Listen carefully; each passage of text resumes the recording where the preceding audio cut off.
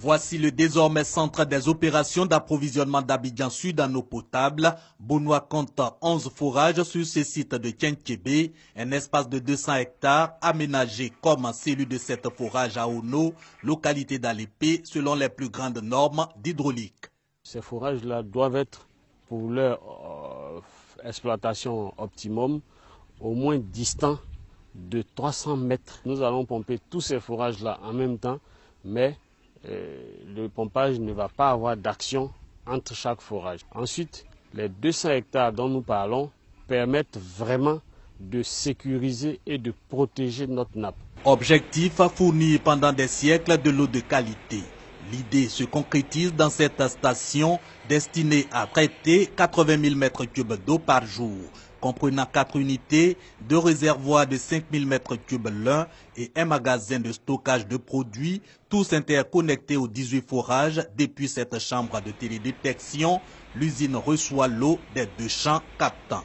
Cette station a comme principe de fonctionnement une neutralisation de l'eau avec du lait de chaux.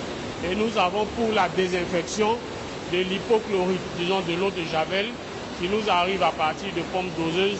Le mélange se fera donc pour aller au réservoir et c'est du réservoir que l'eau va partir pour la consommation à Abidjan. La distribution de l'eau aux ménages est assurée à partir des châteaux d'eau de Koumassi et Vridi. Mais avant, escale pour désinfecter le liquide des éventuels déchets aux stations de reprise de Port-Boué et Moussou. L'eau, quand il quitte Bonois, il vient en Cravidère à la cible de Moussou. Donc il ne peut plus partir à Abidjan. Donc on est obligé de refouler avec des bombes de surface.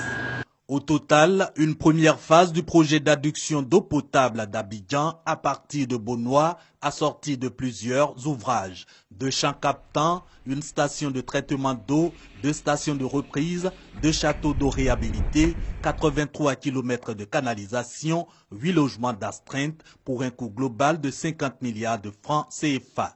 Les travaux lancés en septembre 2012 ont duré 25 mois. Reste qu'ils fassent la volonté du chef de l'État, Alassane Ouattara, résoudre le manque et l'insuffisance d'eau potable dans les communes de Port-Boué, Koumassi, Marcory et Trècheville, estimées respectivement à 60 000 et 120 000 mètres cubes par jour.